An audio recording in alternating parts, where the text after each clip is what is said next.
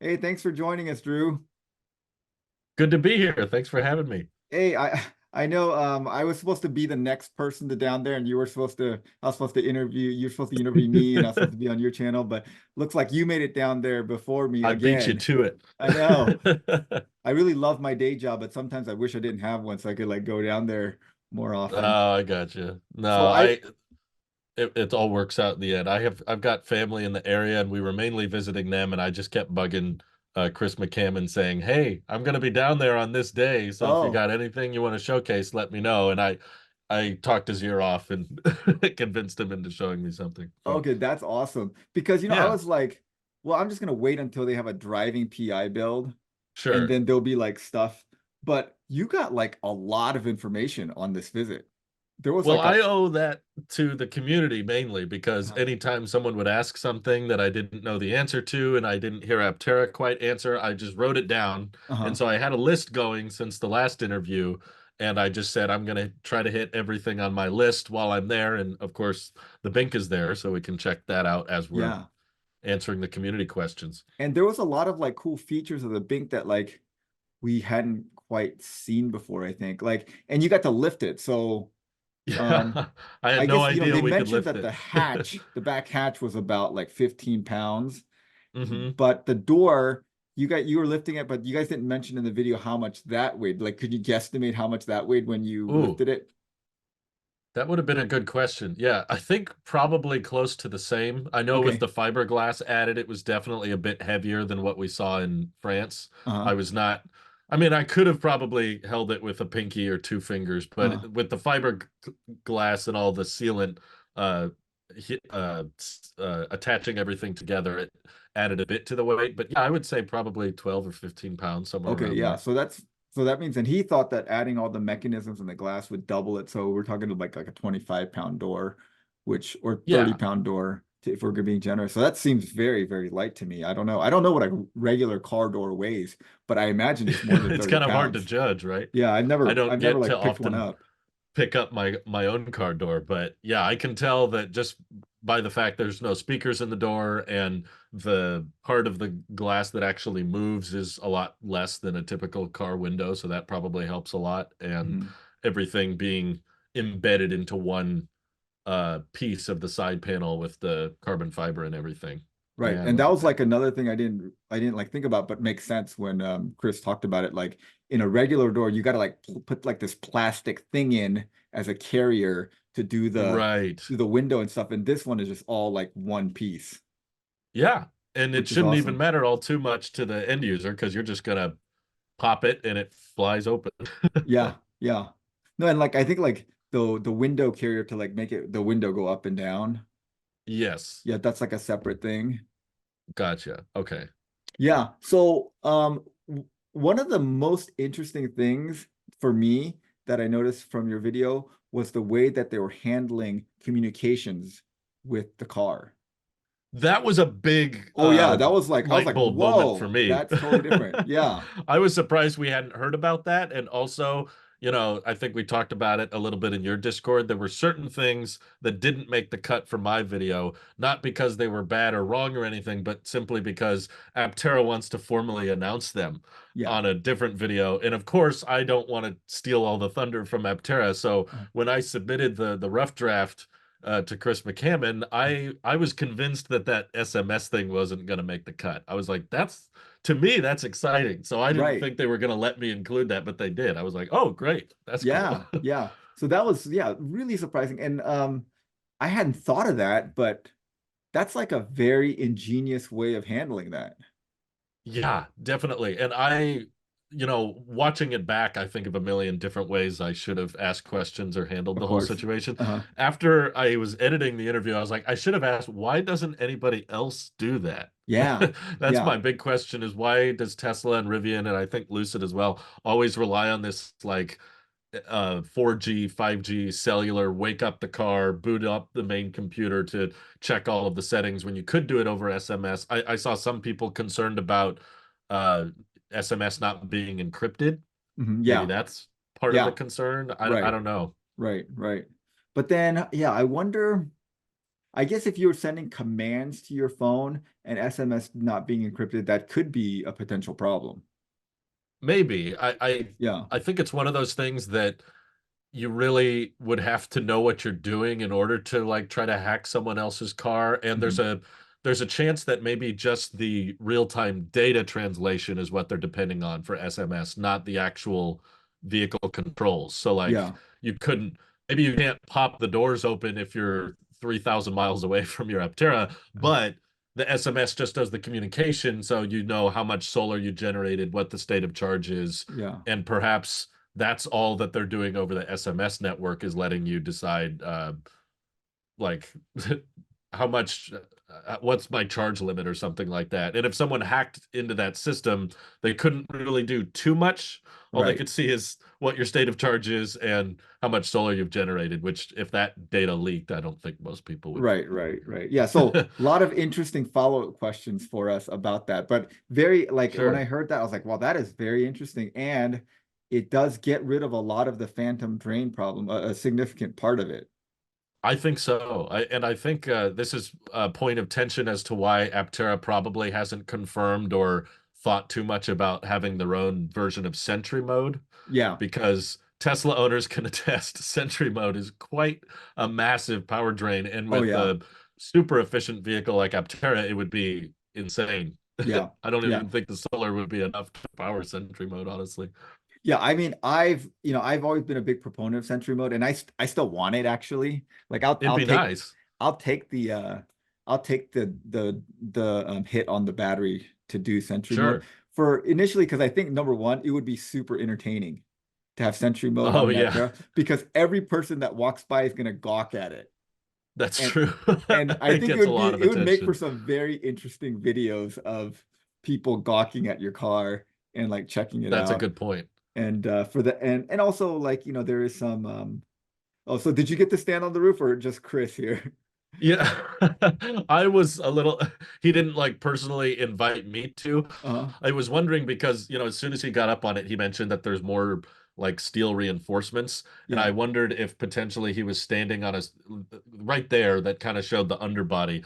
Like right. the fiberglass is kind of what's attaching those two higher end points of the carbon fiber. I Yeah, wondered if he was standing on it in a specific way. right. Or that might not even be the problem because I know Chris McCammon stood on it too, but Yeah, the back half to try to keep the whole bank level on the factory floor was jacked up on like a pallet right. jack. So it's kind Right. of delicately balanced back there. He Yeah, probably didn't want me to jump up and, you know, swing it around too much and fall over because that would look bad. yeah. Uh, but Yeah, no, that I was didn't get to impressive though, stand on it myself. because Chris is like he was saying he's about 220 pounds. That's like pretty heavy. And Yeah, so being able to hold that up is pretty good. The right. one thing I was thinking about when I was watching your video also was I wonder if like the back of it has gotten shorter because it was supposed to have gotten longer, the back Mm, area. But like the when trunk section? yeah. Well, from Interesting. like alpha or beta, yeah, alpha. I guess I laid down Right. in an alpha vehicle and Okay. I'm like 5'11" and I easily Me fit too. there. Like Gotcha. with the seat in. But it almost Okay. looked like maybe it wasn't as long. I don't know. Did you get a feel for that or that was not something that you were I really didn't looking at? it's possible. I don't know if I got a great shot of like the tail end behind of it, but it's possible that maybe some of the more exterior components extended out a tad Mhm. more with the, everything that houses the license plate and the tail light and that kind of stuff.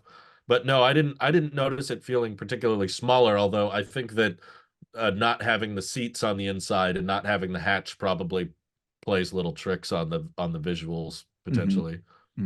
Because that's like something very important to me is like being able to like lay down there back there because I'm very interested in taking it camping or glamping or whatever. Do you want Um, to do it with the hatch I closed? Is that your do. main? Yeah, I Yeah, mean, we'll see how that tent pans out. sure. If the tent's good, I'll use it. But like the current iteration of the tent that we saw 3, 4 years ago isn't, I've mentioned I don't, it's not a real tent. But then Jason Right. has told me, hey, that's just kind of a thing we threw up there. We're working with people Yeah, that like yeah. know stuff, and they're gonna make a better tent. But I mean, it's easiest if you can just like just lay down and with the hatch closed, and that's fine by me. And Totally. I hope they can be inspired by the R2, R3 vehicles where the front seats, if they can fold those down as flat as possible, I know that was that a would be a really that was a really cool feature. I think it's probably too late in the development cycle of the Aptera to change the could configuration be. of the seats. But It could that be. was a when I saw that feature on the R2, I was like that just makes sense. Kind of like the whole SMS thing. I'm like, hey, that makes sense. Like people should just Right, do right. that. If it's not hard to Yeah, do, make the front seat, fold completely flat. That's just so much better. totally. Because I'm more of the, I agree with you. I'm more of the camp of like, if I'm gonna leave the hatch open and have open air anyway, I'd Mhm. rather just bring a normal tent, you know. Yeah. I'd rather just unpack a bigger tent. Yeah. I can put it right next to the Aptera or Yeah. whatever, but I don't see the need to camp like within the vehicle if the hatch is going to be open, because then you're not going to get HVAC advantages and Uh-huh. that type of thing. Right. Right. So what was your like main, oh, the other thing that I was thinking about Hmm. is, we've always, one of the things that we've always wondered about is, like Teslas have their own like 5G data connection, right? And you pay like $10 a month for it or something.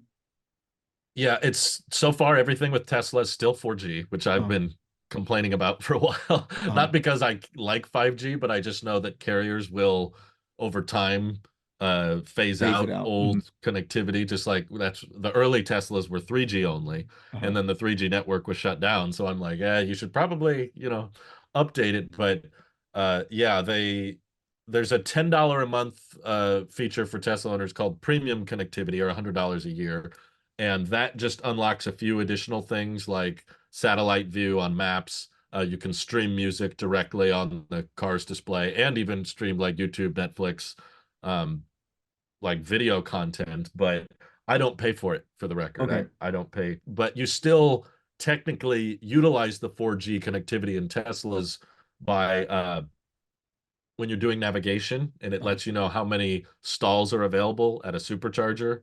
That's being done via 4G network, and GPS only shows you so much, and then the cellular kind of fills in the gaps, but they Right. include that with the price of the car. Right, right.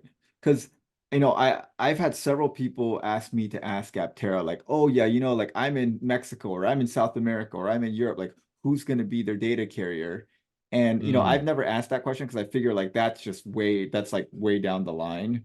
yeah. But now I see it seemed like, and tell me if that's what the impression you got, is that they're planning on just using your phone's data connection. That's exactly the impression I got when it came to like 4G versus 5G. Uh-huh. Exactly. I was getting those kinds of questions as well. And personally, I know some people might be upset that the car itself needs like a phone to do some of the navigation or some of the connectivity features, but I think that's actually a great idea, mainly because of what I just mentioned about carriers changing standards and phasing out old networks. Like, it's going to be far cheaper and far easier for you to upgrade your phone for the future 6G, 7Gs of the world, and new Uh-huh. CarPlay or Android Auto features that come out. Let the smartphone makers and the big tech companies, Apple, Samsung, Google, let them do all the hard work when it comes to the navigation and the connectivity.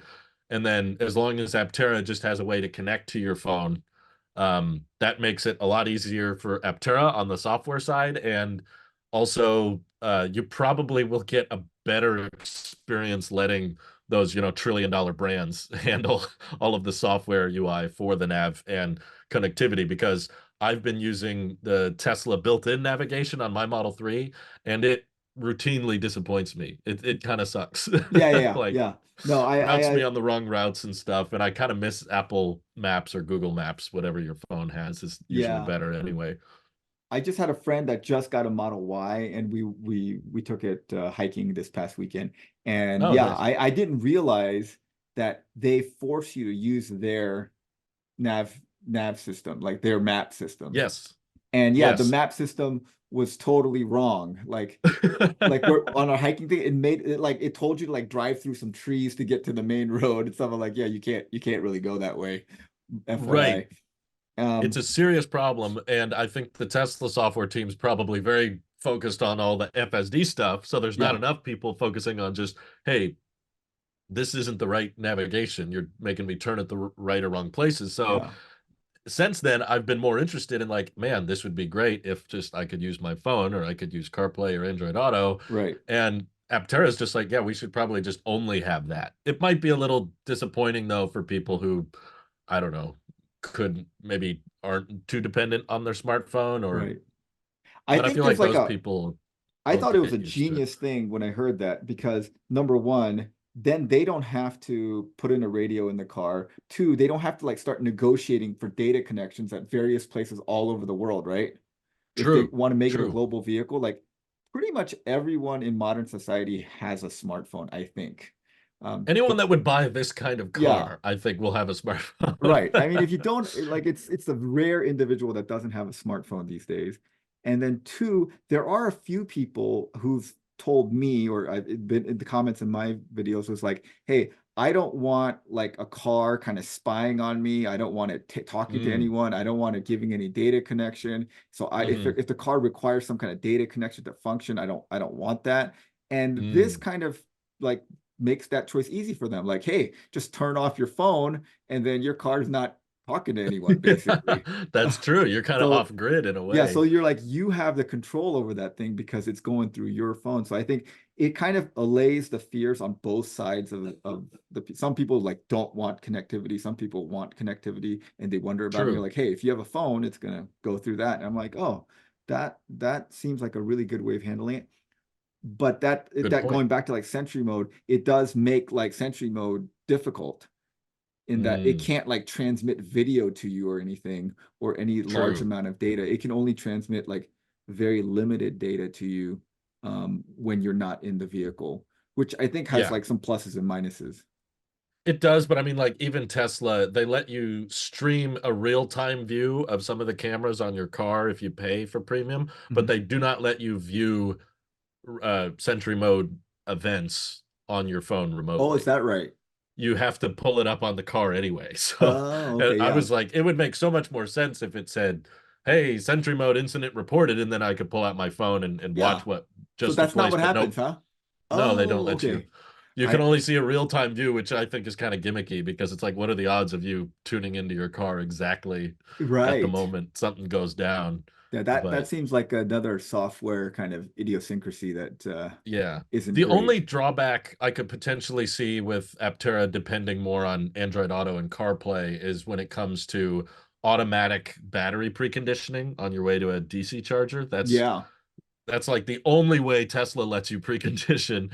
Other automakers are finally waking up and letting you actually manually just press a button. So Yeah. I'm pretty sure Aptera has said that they intend on having a way for you to manually precondition the battery for fast charging. So that might be a little bit of a enthusiast, like, owner's manual thing of like, by the way, when you're on your way to the fast charger, go into this menu and hit start preconditioning, Right. because the car might not be able to know exactly if you're depending on Apple Maps for everything, if you're actually gonna need to fast charge or not. Right. That's just going to be like one extra step. But I Hmm think that's a pretty, for me, that's a inconsequential trade-off, I think. Like Yeah, it's I worth really it. like the idea of using your phone. I'm like, hey, I don't want to pay an extra amount to get a data connection on my car. I already have my phone. True. I pay for that. Let's use that. Totally, totally. And I could see some issues where maybe you don't know, you have to check an app on your phone every time you go into the fast charger to see, is that station online? Is it busy? So there's some headaches, there's some hurdles, but given they're in startup mode and they're trying to be very efficient with their capital, I agree with the choice. I think they made the right call. Yeah, yeah, I think that makes a ton of sense. So those are the two major things that I like, the SMS thing and the way they're dealing with the data connection. Is there Yeah. anything else that kind of jumped out at you when you were visiting them? I guess selfishly, kind of the exciting part for me was hearing Chris mention that for the higher range Aptera models, they intend on offering faster DC charging speed Uh-huh. because I think that's one of the rare slash unique opportunities Aptera has as far as like setting cannonball records or becoming like the ultimate road trip machine Uh-huh. is because 50 kilowatts on the launch edition translates to 500 miles an hour, which Mhm. is pretty good these days.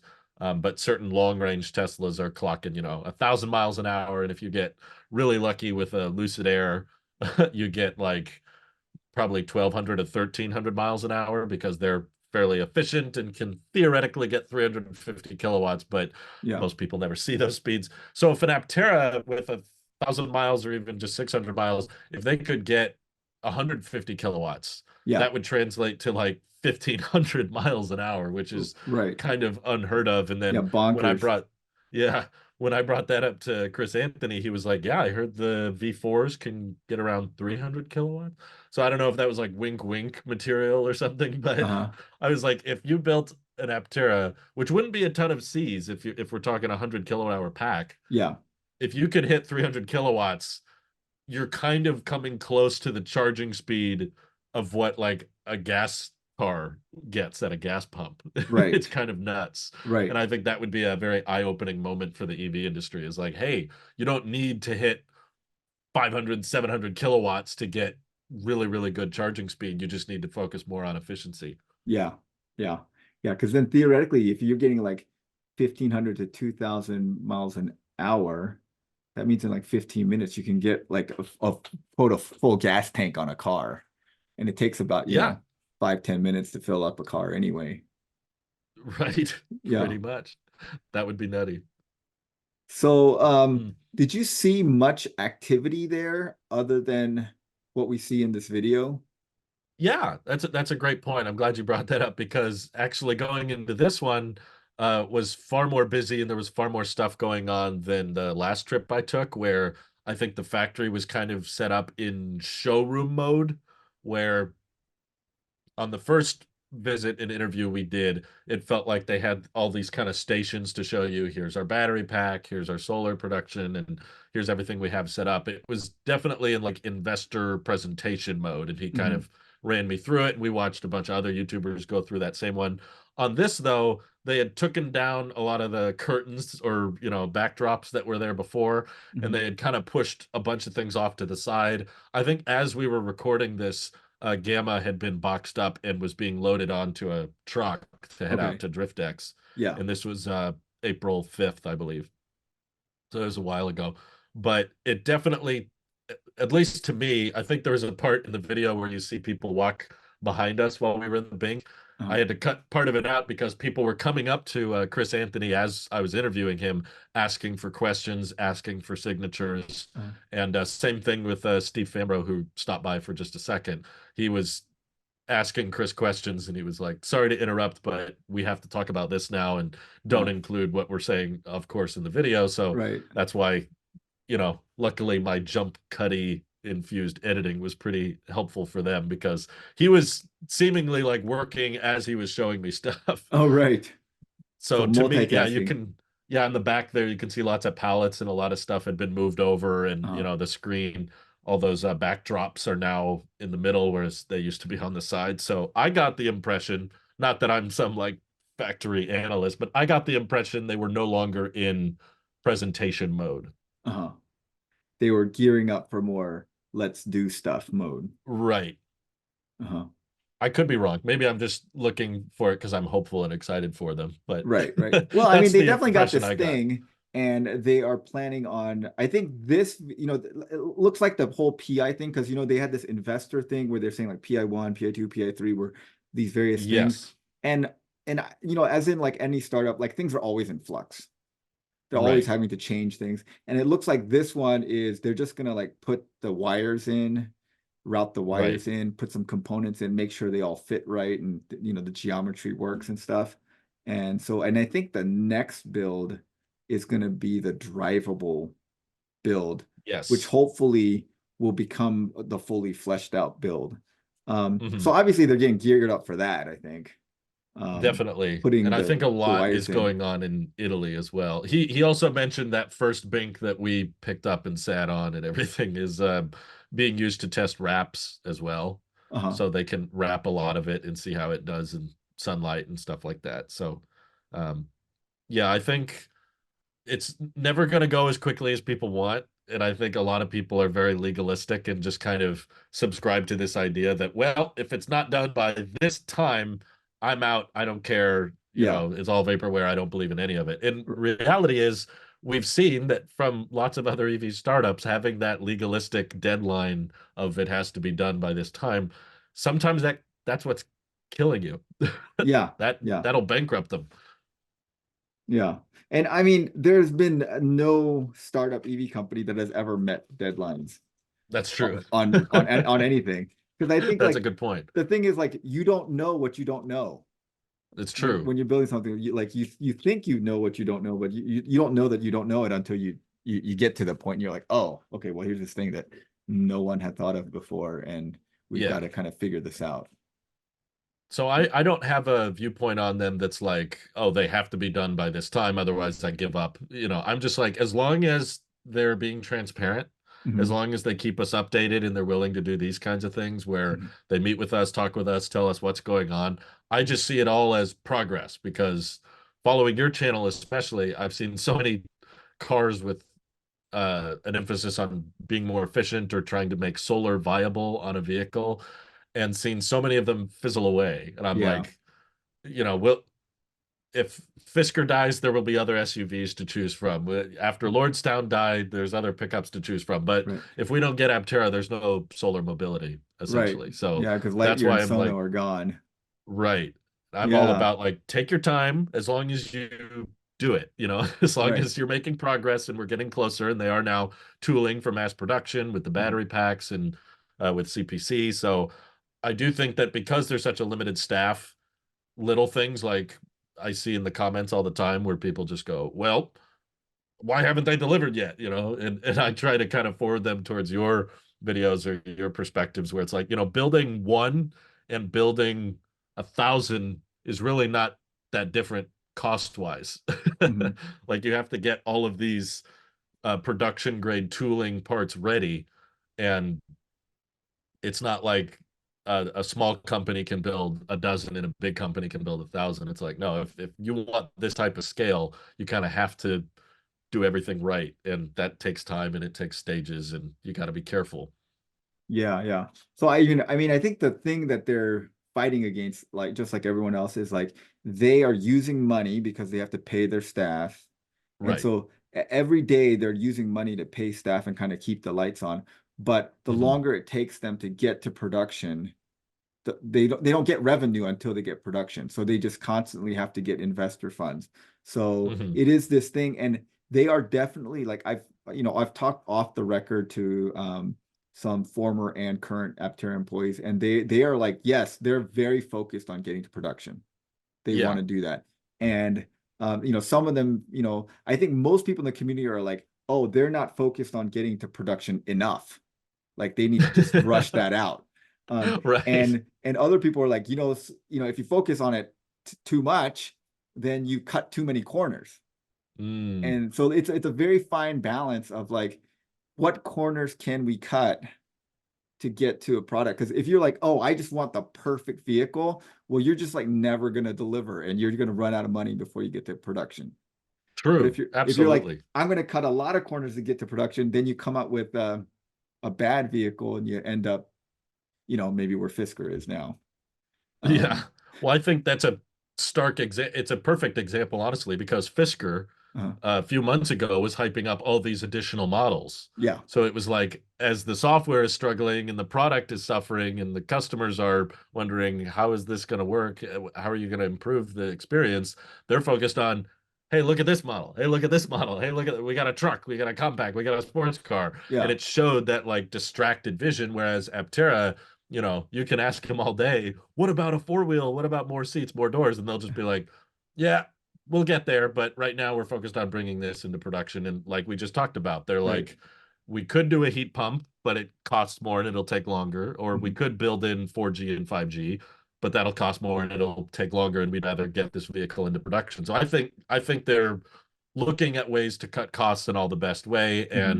And I think the quite telling thing about the whole funding story is something that you covered in your interview with them, where I think it was Chris Anthony mentioned we've had funding offers. Oh yeah. It's just we don't like necessarily the terms, you know, Mhm. which means they're cross shopping essentially different investment deals, which Yeah. to me was a big like light bulb moment, because I was like, hey guys, this means like it's not no one. Some people Yeah. assume no one wants to invest in them. It's like, no, they do. It's just it takes a while to figure out the terms of the deal and how much control that investor gets. And of course, given Aptera's history, they're a little protective over that. Uh-huh. And as long as they can swing it and keep making progress, which it feels like they are, maybe it's not as fast as we want, but Mhm. it's still progressing, then I consider it a win. Yeah, yeah. Yeah, I think that's one of the comments that you see a lot in videos is like, oh, there's no big investor that's investing in them. That must mean that they're not a viable company because, Mm. I don't know if you saw that movie Dumb Money. Um, Oh yeah, but I think that's I do. like, that's the like the institutional investors in Wall Street, that's their term for retail investors. Is they call us dumb money. That's Um, right. they because we don't have as much information as they have. And so they're Mm, like, oh, Aptera is just going after some of the detractors are like Aptera is just going after the dumb money, but that's not true. Like they said, they have turned down big money, but just the it's true. terms are not. They're trying to figure out which terms are better. And obviously, like we talked about, they don't want to lose control of the company because that's what happened last time, and it was kind of Right. to everyone's detriment that they lost control. And so Yeah. they're I think they're trying to figure out like what kind of funding do they want to do it. And I think that like so many people are invested in this thing, not like maybe monetary wise, but like CPC has invested quite a Oh, bit sure. of resources into this thing, Yeah. and they've invested a lot of resources. So there's a lot of people that are kind of they want this thing to succeed, and they have lots of orders. So they're just trying to decide like, are we going to take out loans to do this? Are we going to get institutional things? Hopefully they find some big investor through DriftX, who knows. Yeah. But yeah, I think they will. they seem It's very just a time confident they're going thing. to find it, Yeah. every time I talk to them. But it is frustrating for everyone that it hasn't been yet.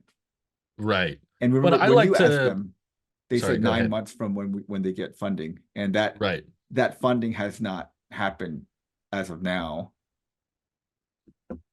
Yeah. Yeah. There's a point about uh, being efficient, especially with your capital spending. That's one thing I love about Aptera. It's not just an efficient car. It's like they're trying to bare bones staff. They have a fraction of the staff that a normal big EV startup. And I Mhm. think people take that for granted or don't see the advantages of that. One of the downsides, like you just said, is the timing, of course. When it's small staff, you can't ramp up and get a relatively complex vehicle like this into production that quickly. The upside is that was the bombshell from your interview. That was the biggest takeaway was the 6,000 a year to break Oh even. yeah, I keep that trying was to point shocking to towards me that. too. That's a huge upside. Personally, I don't know if I believe it completely. I'm going to Hmm. say, well, let's say it's 10,000. Hmm. Still, they can hit 10,000 with that one facility in San Diego. Yeah.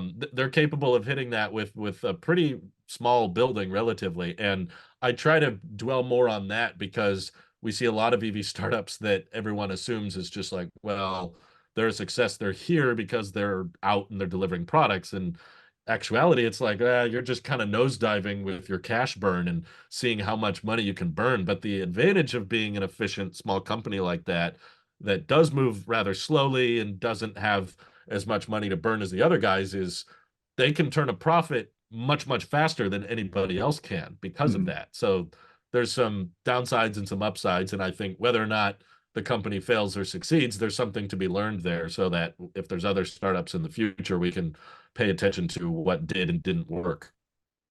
Okay, here's the part where you guys are laying down in the thing. Like, how much is of your foot? I can't tell. Like, how much of your foot is like off the edge of that tub? I mean, Chris is a little taller than I am, but Uh, yeah, I would say probably a good foot and a half or so. okay. He said that, I think he said in the video that with the seats folded down, it's about 7.5 feet from where your head would be to where your foot would be. Hmm. Because just like you probably saw in the Gamma prototype, they can slide those seats really far forward Hmm. because it's just a single row vehicle. Honestly, that's partly why I was so curious about the third seat option, is because I was like sitting in this and looking at how, long and wide of a vehicle it is. I feel like there's got to be a way to squeeze a third person in this thing. Uh-huh. There's got to be, because it's so roomy. But the upside of having just two seats is it's a very comfortable two seats. You get way more leg room than my Model 3 has, and Mm, you don't have to worry about making room for someone behind you because there isn't. right. So I think, based on that shot, the rear tub is a little shorter than the Alpha. I think so because I think Interesting. I think I remember I was laying down in the Alpha with the seat not pushed forward, and Okay. I was able Huh. to lay down in it. So I wonder, yeah, Interesting. they must have shortened it a little bit. I have to go back and check that video and see. Maybe it does. Yeah, Maybe the that's a good seat was forward. question. Well, I guess the final word is if you push the seat forward, unless you're over 7.5 feet tall, you're gonna fit. So that's good. I think you'll have bigger problems if you're 7.5. Yeah, yeah. This won't be the big concern, but yeah. And this is where they're showing the wraps that they have put on there and have been like sitting on the thing for, I think he said that like over a year that these wraps have been sitting on this in the sun Right. and they've been fine.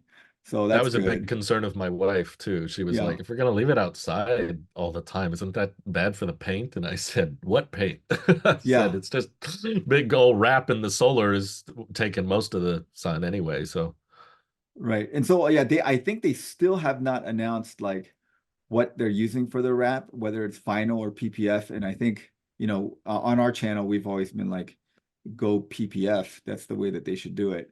Because I think mm, it lasts a little longer. And if you have a solar vehicle that you're planning on leaving out, ostensibly you're sure, going to leave it out in the sun the whole time. definitely. And wraps don't do well in the sun. And so they should do the wrap that does it the best. But we'll see what they come up with. And like you said, the most of the stuff, the horizontal surface is solar panels. That's Right. not wrap. It's like kind of the side and the underbelly that's the wrap. So that's definitely better. And because it's less material, I wouldn't be surprised if paying someone to wrap an Aptera is substantially less money than wrapping a traditional vehicle because Right. most of what you pay for is time. So if it doesn't take them as long, it might be like $1,000 to rewrap your Aptera versus what people pay now, like six Yeah. or seven. I don't know. You'd have to ask the wrapping people, but Yeah. I mean, it I should don't know be how much much it costs to easier. wrap a car, actually. I've never even looked into it. My But friend wrapped his Model 3 and it was about 6 grand. oh wow. But That it's is a lot pricey. more it's a lot more material and it takes a lot longer because there's so much surface that you gotta get around. Whereas honestly, a point my friend brought up on our next EV podcast is that uh he would like the option from the factory to just take delivery without the wrap applied Yeah. because Uh-huh. Chris Anthony said like it would take about 90 minutes at each vehicle to come off the line. I wish I would have asked more questions about that because there's a lot of concern people have with isn't that going to clog up the factory or something if each Mhm. one's being wrapped. So I knew Yeah. people that were like, yeah, hey, let me do it. I'll take over. Just give me the Right. car as soon as That might be possible. something then for them to consider. Be like, hey, just make that the first do-it-yourself right to repair kind of thing is Yeah. do-it-yourself wrap. But Like, fill it with duct tape for all I yeah. care. It's like for $500 off, you here, we'll just send you the wrap and you do it yourself or something. That sounds like an Apple idea. Yeah, yeah, You wrap the exactly. product. But yeah, I could see people, honestly, the fiberglass look is not terrible. Yeah. No, a lot of people wanted to leave it unwrapped, but obviously that's a bad idea because you have to wrap it. The solar would degrade the composite. So, because that was a Yeah, comment yeah, on when I had that Bink video from JEC, a lot of people were like, "Oh, sure. that carbon fiber looks sweet. Like I would just leave it naked. It looks awesome." And I I might be one of those people. and they're like, "Well, you got to protect it from UV or else the thing degrades. So you have to Yeah, paint it or yeah, wrap it or something."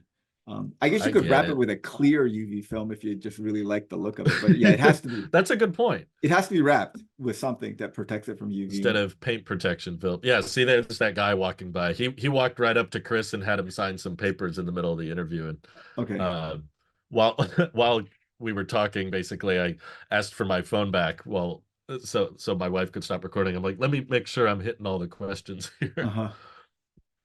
Okay. Well, hey, thanks a lot, Drew, for taking time in your afternoon to talk to us.